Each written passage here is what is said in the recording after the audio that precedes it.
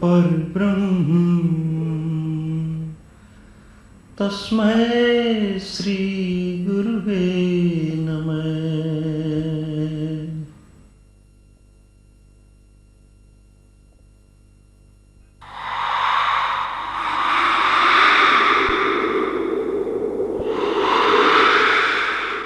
यह सनातन धर्म का शुभ संदेश मेरे मुक्तिदाता संत सद्गुरुदेव बाबा श्री गंगाई नाथ जी योगी के चरण कमलों में इन्हीं शब्दों के साथ कि तेरा तुझको अर्पण क्या लागे मेरा सादर समर्पित है।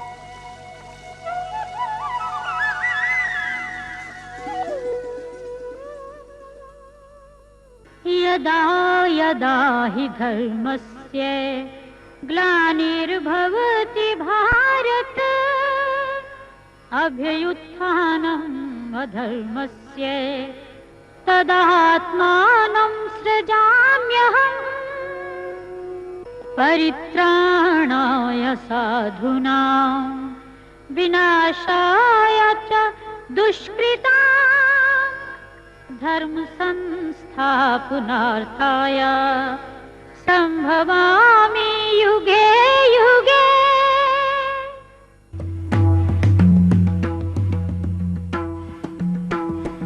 भगवान परशु अमरनाथ पर्वत पर पार्वती जी को अमर कथा सुना रहे थे। वेल मछली के पेट में बैठे मत्स्येंद्र नाथ जी ने यह अमर कथा सुन ली। कथा सुनते सुनते पार्वती जी को नींद आ गई और मत्स्येंद्र नाथ जी अमर हो गए।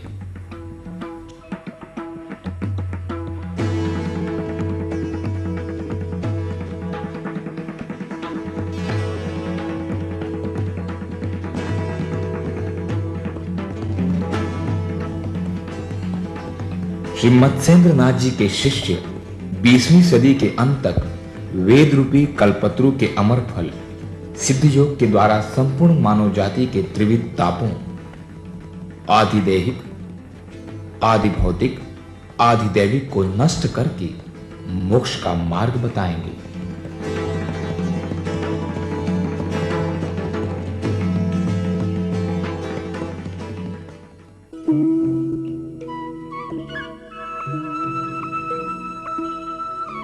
प्रवृत्ति मार्गी संत सद्गुरुदेव श्री रामलाल जी सियाब अपने गुरु महायोगी बाबा श्री गंगाई नाथ जी ब्रह्मलीन की समाधि स्थल जामसर बीकानेर पर पूजा अर्चना करते हुए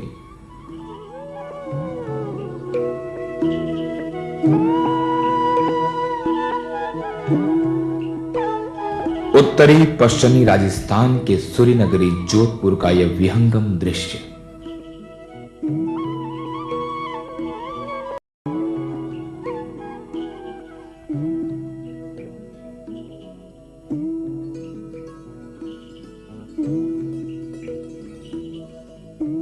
गांधी मैदान जोधपुर में सद्गुरुदेव हजारों जिज्ञासु स्त्री पुरुषों को अपनी अनुग्रह रूपी शक्तिपात दीक्षा देते हुए।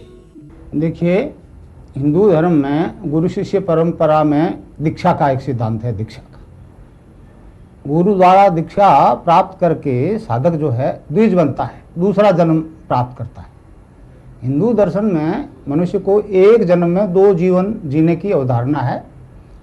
पहले शरीर की रचना भौतिक माता पिता करते हैं और दूसरा जन्मदाता गुरु होता है जो आत्म साक्षात्कार करवाता है, मनुष्य को अपने असली स्वरूप की जानकारी करवाता है। दीक्षा कई प्रकार से दी जाती है, परंतु जो दीक्षा मैं देता हूँ वह है नाथमत की एक देन है। नाथमत में शक्तिपात दीक्षा का सिद्धांत है। इसके आदि गुरु मच्छिंद्रनाथ जी थे। मच्छिंद्रनाथ जी के शिष्य गोरखनाथ जी ने जो योग से संसार का भला किया जग जाहिर है। गोरखनाथ जी से पहले नाथमत एक ही था। गोरखनाथ जी ने उसे 12 भागों में बांट दिया, जिसमें 11 भाग तो शिव उपासक होते हैं, और 12वां जो है वो शक्ति उपासक होता है, देवी का उपासक। इसलिए जो उसके उपासक होते हैं उसको आईपंथी कहते हैं, आईपंथी, माई का पंथ। तो मेरे गुरुदेव आईपंथी नाथ योगी थे, उनके अहित्य की कृपा के कारण ही ये सब जीवन में बदलाव आ गया, एक क्रांतिकारी बदलाव आ गया। शक्तिपात दीक्षा से जब साधक की कुंडलिनी जागृत हो जाती है तो वो ऊर्ध्वगमन करने लगती है, ऊपर चलने लगती है। वह शक्ति तीनों ग्रंथियों और 6 चक्र का वेदन करती हुई साधक को समाधि स्थिति, जो कि समत्वबोध की स्थिति है, प्राप्त करा देती है। उस चेतन हुई शक्ति पर गुरु का पूर्ण प्रभुत्व रहता है, जिससे वो उस शक्ति का संचालन और नियंत्रण स्वयं करते हैं। हर युग में मनुष्य की सामर्थ्य को ध्यान में रखते हुए आराधना की विधि तय की जाती है। हमारे दर्शन के अनुसार इस कलयुग में केवल हरि नाम का जप ही मोक्ष देता है। ये हरि नाम के जप की जो आराधना हमारे दर्शन ने निश्चित की है, वह सृष्टि उत्पत्ति के मूल आधार को मान करके, सारे संसार के धर्म शब्द से सृष्टि की उत्पत्ति मानते, मतलब शब्द ब्रह्म से परब्रह्म की प्राप्ति, अपरा से परा में रूपांतरित हो जाना। सारे संसार के ईश्वरवादी धर्म इस सिद्धांत को स्वीकार करते हैं। वैदिक धर्म को छोड़कर संसार के सभी धर्मों का विकास अभी तक भेदभाव तक ही हुआ है। ईश्वर एक अलग सत्ता, मनुष्य एक अलग सत्ता।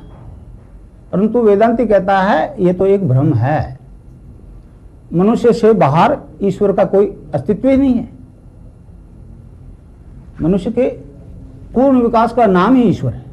इस संबंध में गीता के 13वें अध्याय में 22वें श्लोक में भगवान श्री कृष्ण ने मनुष्य शरीर की व्याख्या करते हुए कहा है कि मनुष्य इस शरीर में स्थित हुआ भी पर है, त्रिगुणातीत है, ईश्वर है, परंतु वह प्रारब्ध कर्मवश कर्ता, भर्ता, भोक्ता, अनुमंता इत्यादि के हिसाब से संसार में व्यवहार कर रहा है। और अंत में फिर कहा है कि सच्चाई यह है कि वो परमात्मा है। तो इससे ये बात बिल्कुल स्पष्ट होती है कि मनुष्य योनि में अपने उस उच्चतम विकास को प्राप्त कर सकता है। वैदिक मनोविज्ञान के अनुसार मनुष्य शरीर की संरचना 7 प्रकार के तत्वों से हुई है, जिनके अंदर आत्मा अंतर्निहित है। वे हैं अन्नमय कोश, प्राणमय कोश, मनोमय कोश, विज्ञानमय कोश, फिर आनंदमय कोश, चित्तमय कोश और सतमय कोश। मानवता में जब ये 7 कोश चेतन हो जाएंगे तो मनुष्य अपने असली स्वरूप में बदल जाएगा, अर्थात दिव्य रूप में रूपांतरित हो जाएगा। अगर वैदिक दर्शन का ये सिद्धांत सही नहीं है तो बाइबल में यशायाह 41 के 23वें पैरा में ये आर गॉड्स का प्रयोग क्यों किया गया है? ये आर गॉड्स, जबकि ईश्वर तो एक ही है। मनुष्यता में अब तक प्रथम 4 कोश ही चेतन हुए हैं पूर्ण रूप से, अन्न, प्राण, मन और विज्ञान। जब ये 4 कोश 7 में से चेतन हो सकते हैं तो बाकी 3 कोषों के चेतन करने का कोई न कोई तरीका निश्चित रूप से होगा। तो उन्हीं बाकी 3 कोषों को, सत प्लस चित्त प्लस आनंद, सच्चिदानंद को चेतन करने का काम केवल वेदांती ही कर सकते। इस संबंध में महर्षि अरविंद की भविष्यवाणी है कि पश्चिम मानवता में जितना विकास कर सकता था कर चुका। अब मानवता में आगे जिस विकास की जरूरत है वह संसार का कोई धर्म, कोई राष्ट्र नहीं कर सकता। इस काम को तो अनादिकाल से वेदांती ही करते आए और अब भी इस ज्ञान का दान संपूर्ण विश्व को वेदांती ही देंगे। शक्तिपात दीक्षा से जब साधक की कुंडलिनी जागृत हो जाती है तो वह साधक का शरीर, मन, प्राण, बुद्धि अपने स्वायत्त कर लेती है, अपने अधीन कर लेती है। और वह शक्ति सभी प्रकार की योगिक क्रियाएं जैसे आसन, बंद, मुद्राएं, प्राणायाम इत्यादि सब अपने नियंत्रण में करवाती है, सीधा अपने अधीन करवाती है। साधक का उसमें कोई प्रकार का हस्तक्षेप काम नहीं करता। साधक तो आंख बंद किए आज्ञा चक्र पर गुरु का ध्यान करता है और गुरु ने जिस मंत्र को जपने की बात कही है उसका मानसिक जप करता है। बाकी सारी योगिक क्रियाएं सीधा उस सत्ता से जगत जननी के द्वारा संचालित होती है। जब साधक की कुंडलिनी जागृत हो जाती है तो साधक सभी प्रकार के मनोरोगों, शारीरिक रोगों से पूर्ण रूप से मुक्त हो जाता है। यही नहीं, साधक सभी प्रकार के नशों से भी पूर्ण मुक्ति पा जाता है। और मानवता में जो ये विकास होता है वो एक ठोस दार्शनिक सिद्धांत के आधार पर होता है। साधक सभी प्रकार के मनोरोगों से मुक्ति एक दार्शनिक सिद्धांत के आधार पर पाता है। हिंदू धर्म में जो मंत्र दीक्षा दी जाती है, साधक जब उसको निरंतर जपता है तो उससे साधक को एक इंद्रिया अतीत दिव्य आनंद निरंतर बना रहता है। और इस दिव्य आनंद के निरंतर बने रहने के कारण से साधक का मानसिक तनाव पूर्ण रूप से शांत हो जाता है और सभी प्रकार के मनोरोग जैसे high blood pressure, low blood pressure, उन्माद, पागलपन इत्यादि सभी बिना ही दवाई के शांत हो जाते हैं। इस दिव्य आनंद को भारतीय संतों ने नाम खुमारी की संज्ञा दी है, नाम, हरि नाम की खुमारी। इस संबंध में नानक देव जी महाराज ने कहा है, भांग धतूरा नानका उतर जाए प्रभात, नाम खुमारी नानका चढ़ी रहे दिन रात। हरि नाम की खुमारी रात दिन चढ़ी रहती है। इस संबंध में कबीरदास जी ने कहा है, नाम अमल उतरे न भाई। नाम का नशा उतरता नहीं है और अमल छिन छिन चढ़ उतरे, नाम अमल दिन बढ़िया सवाया। भगवान श्री कृष्ण ने इस दिव्य आनंद को, इंद्रियातीत आनंद को मतलब एक अक्षय आनंद की संज्ञा दी है। जब हरिनाम के जब से साधक को आनंद आने लगता है, उसे कृष्ण ने ईश्वर ध्यान जनित आनंद कहा है। तो इस प्रकार जब वो दिव्य आनंद आने लगता है तो मेंटल टेंशन पूर्ण रूप से खत्म हो जाता है। इस दिव्य आनंद का वर्णन भगवान श्री कृष्ण ने गीता में बड़ा विस्तार से किया है। इस संबंध में गीता के 5वें अध्याय के 21वें श्लोक में तथा 6ठे अध्याय के 15वें, 21वें, 27वें एवं 28वें श्लोक में भगवान कृष्ण ने इस दिव्य आनंद को बड़े विस्तार से समझाया है। सभी प्रकार के शारीरिक रोगों से पूर्ण मुक्ति वह जगत जननी कुंडलिनी योगिक क्रियाओं द्वारा ठीक करवा देती है। साधक का जो अंग बीमार होता है उसी की कसरत होती है, वही मसल स्टोन होते हैं। जो बीमारी है दूसरी प्रकार की क्रियाएं नहीं होती, क्योंकि वो जगत जननी सब जानती है कि इसको क्या रोग है।